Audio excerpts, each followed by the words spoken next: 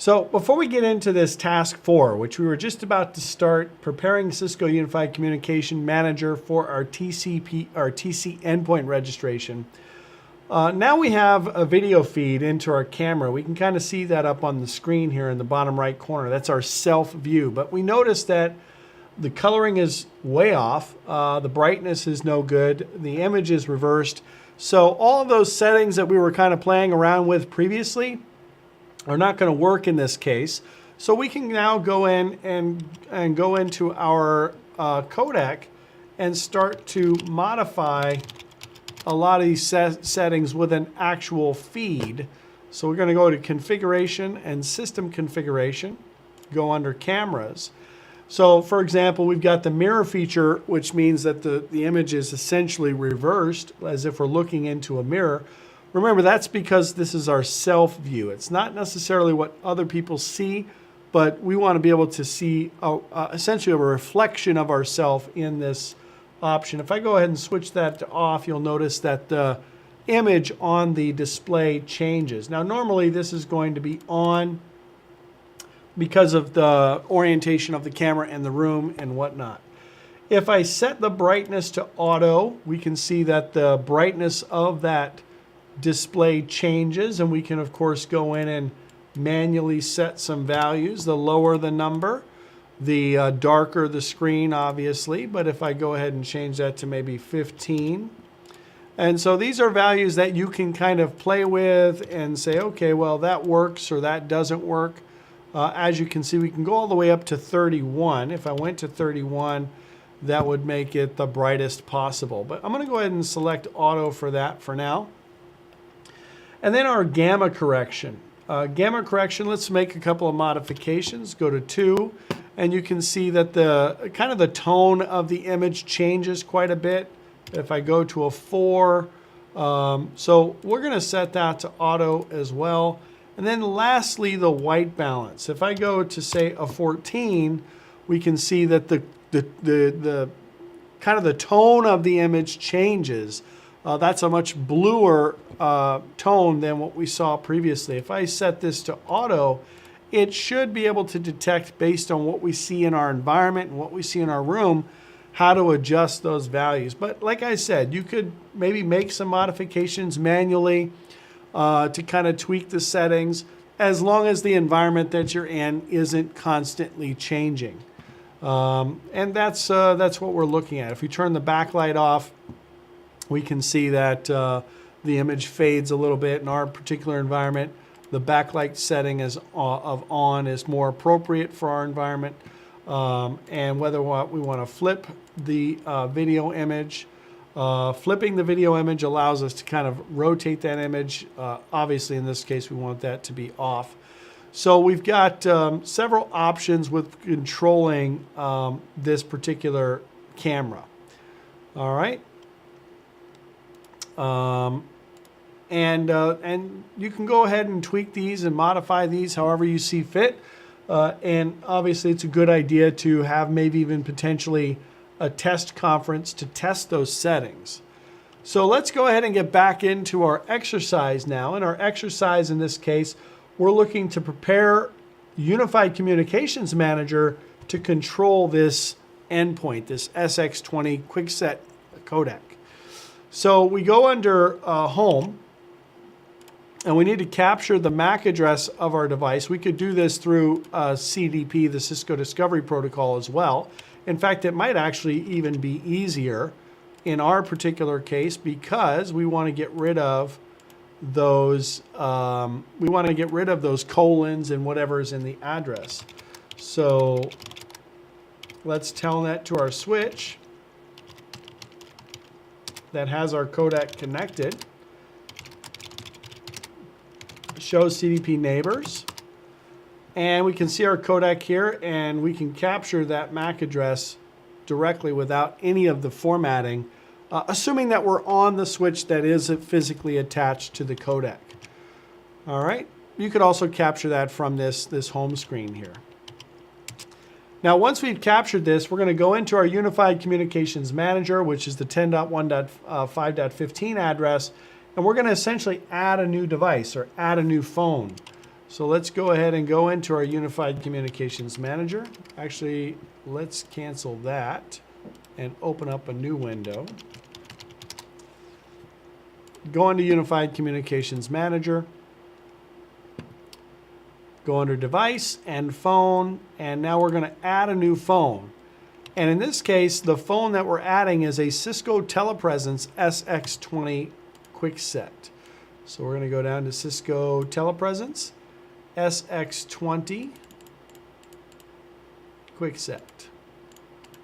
Now, all of these configurations are pretty easy to manage because Unified Communications Manager is aware of all these endpoints and these different products that it can control through SIP. This is going to be a SIP integration, as you can see here. Very simple to control this device. So let's just say CTS codec.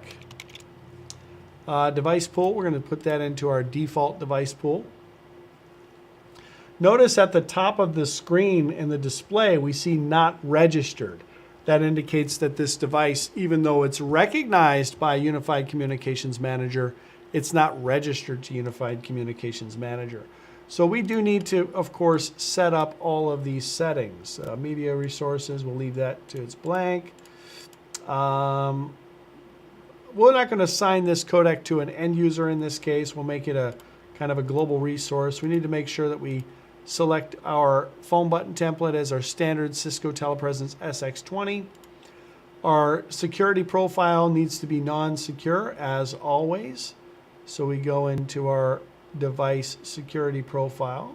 SIP profile is normal, standard SIP.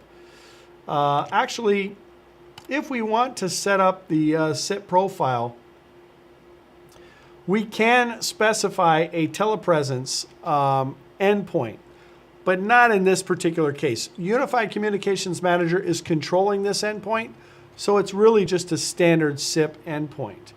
The key thing is that we could have the BFCP, and in this case, we would definitely want the BFCP, but we may not have that enabled in this case because we don't have an external presentation component connected to this, and we don't have a need to really have that BFCP component installed. So we're going to go ahead and just select the standard SIP profile. Our security profile is going to be, our device security profile is going to be Telepresence SX20 standard SIP non-secure. And we can simply add this device at this point. Almost all of these other settings, just like with a device, a physical phone like a 9971, all of these other settings can be pretty much left to their default. We do have some options that are specific to an SX20, but we'll go ahead and leave those options the way they are now. Oops, I forgot to select anonymous user. Let's go ahead and save now. All right, so now our device is attached to Call Manager, and our status should eventually go to a point of registered. Let's see, CTS codec, not done yet, but we should see eventually a status of registered. Let's go ahead and add a directory number, in this case 1003 for this phone. This device can share an extension with a phone in the conference room. It doesn't have to have its own unique extension. So we'll put CTS codec here for the description. And of course, you'd probably want your descriptions to be a little bit more specific than what we're choosing. Calling search space to dial internally. No voicemail, and let's go ahead and put in our caller ID, and that's pretty much it. Almost every other setting under the line settings can be left to their default values. Okay, so now we want this codec to register to Unified Communications Manager. Let's go ahead and verify all of our settings. Device default is device pool is default. Standard Cisco Telepresence SX20 phone button template.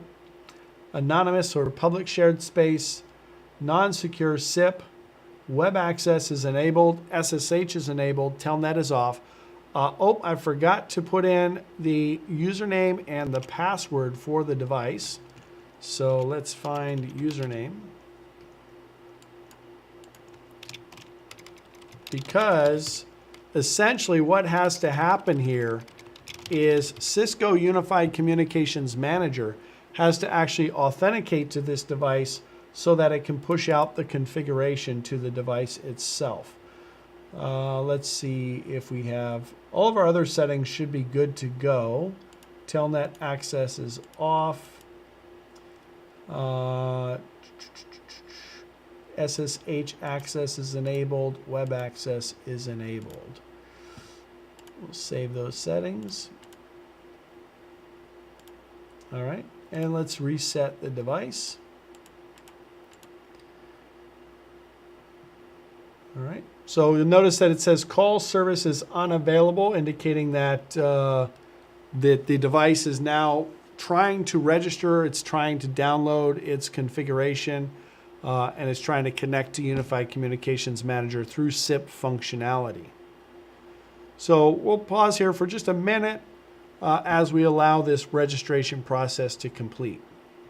So we've got our endpoint configured in Call Manager. We've got our directory number assigned, but we're not getting it to register. And the reason why is because there are some things that we have to configure on this device to allow it to communicate to Call Manager as well.